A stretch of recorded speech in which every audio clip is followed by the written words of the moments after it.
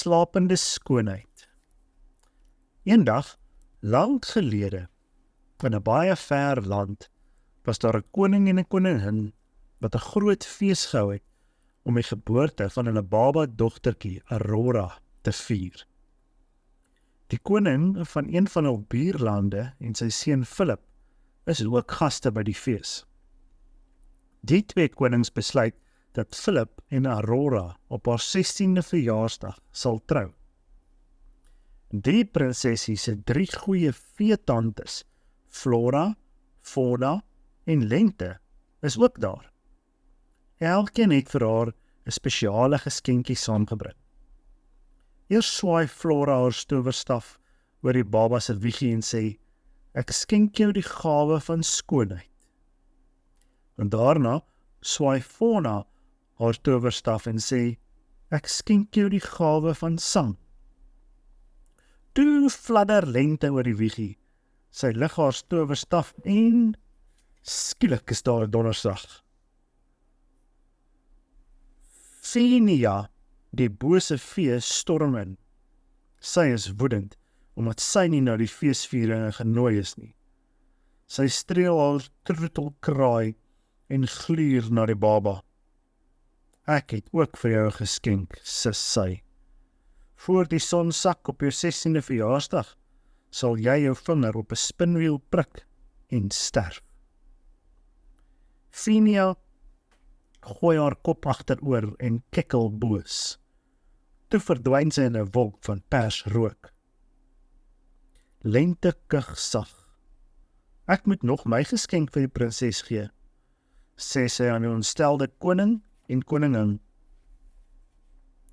Sy trippel na die slapende baba en fluister, "Wanneer jy jou vinger op die spinwiel prik, sal jy nie doodgaan nie.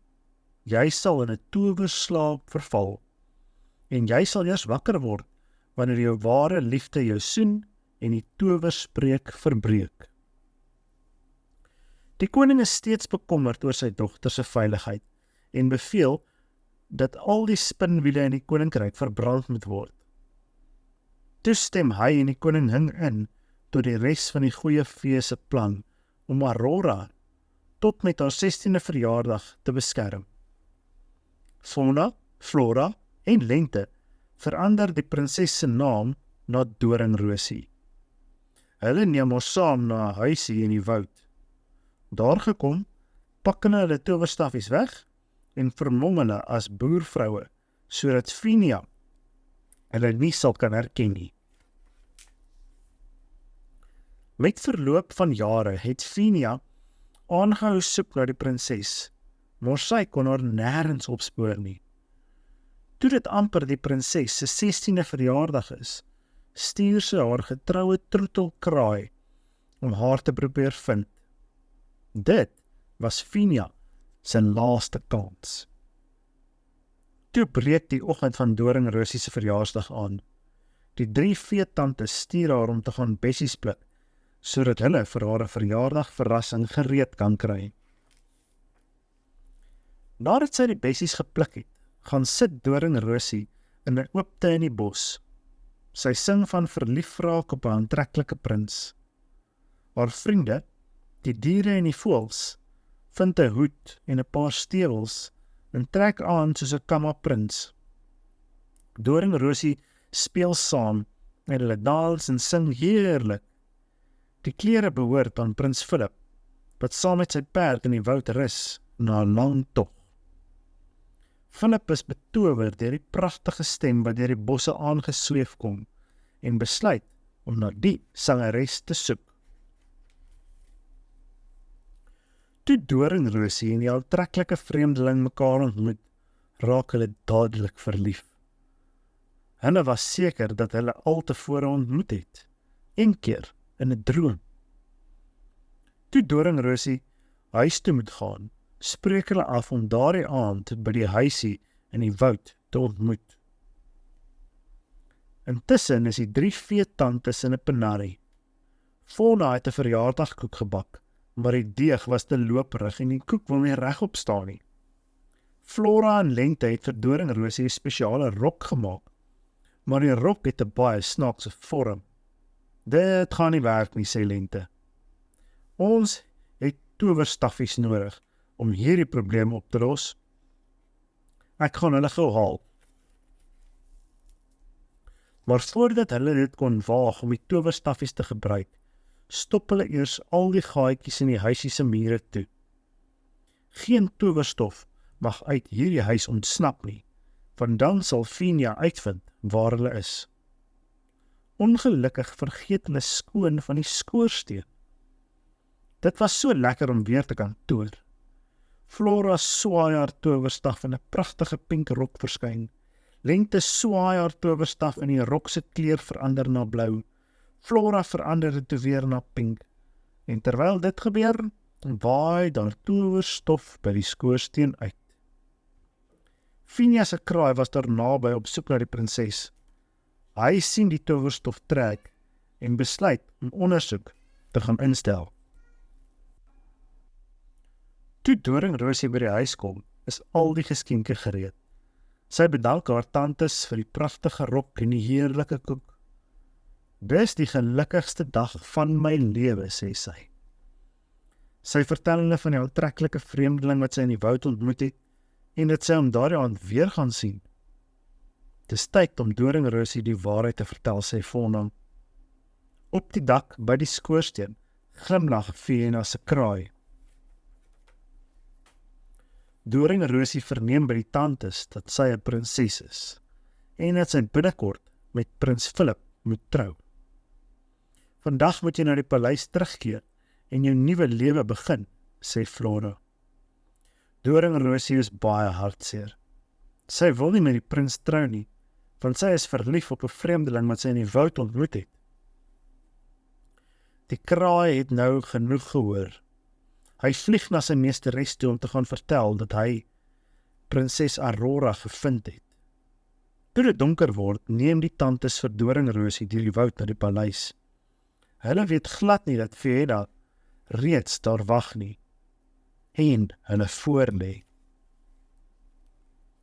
Daar aangekom, neem die tantes vir Aurora na 'n stil vertrek om te rus. Skielik verskyn daar 'n helder lig. Aurora volg die lig in 'n beswyming. Die lig lei haar teen 'n spiraaltrap op na 'n solder. Daar wag Fiena vir haar by 'n spinwiel. Fiena moedig die prinses aan om aan die wiel te raak.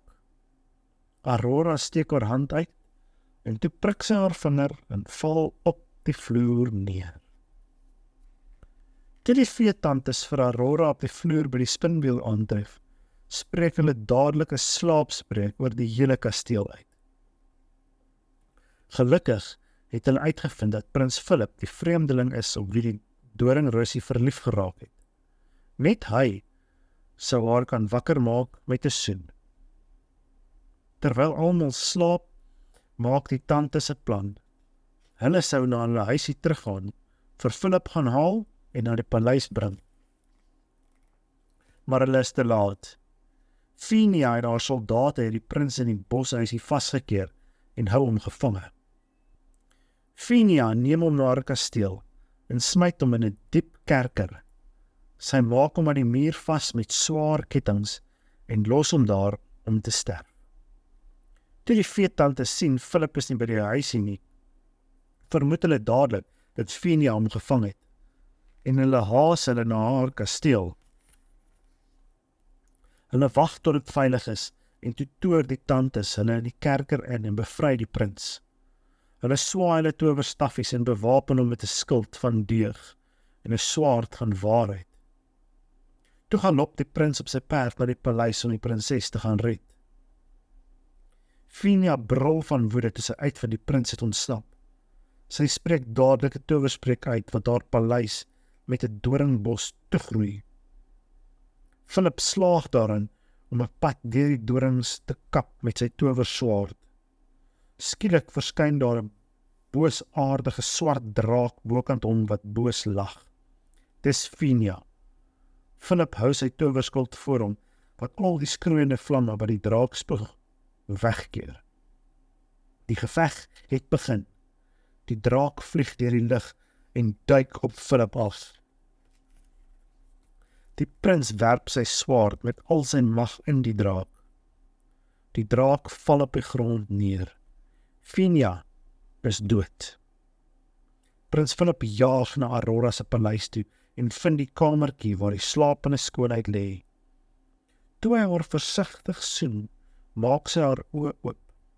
Die towerspreuk is verbreek. Die veetante se spreuk is ook verbreek en oral in die paleis word die mense wakker uit hulle towerslaap. Daardie aand is daar 'n groot bal om die troue van Philip en Aurora te vier. Die prinses dra haar pragtige blou balrok. Daar is die hele tyd gelukkig in haar prins se arms. Terwyl die goeie veetantes hulle dophou, kan Flora dit nie weerstaan om die rok in pink te verander nie. Maar lente toon dit weer na blou. En so hou dit aan. Pink, blou, pink, blou. Fluit, fluit, my storie is uit.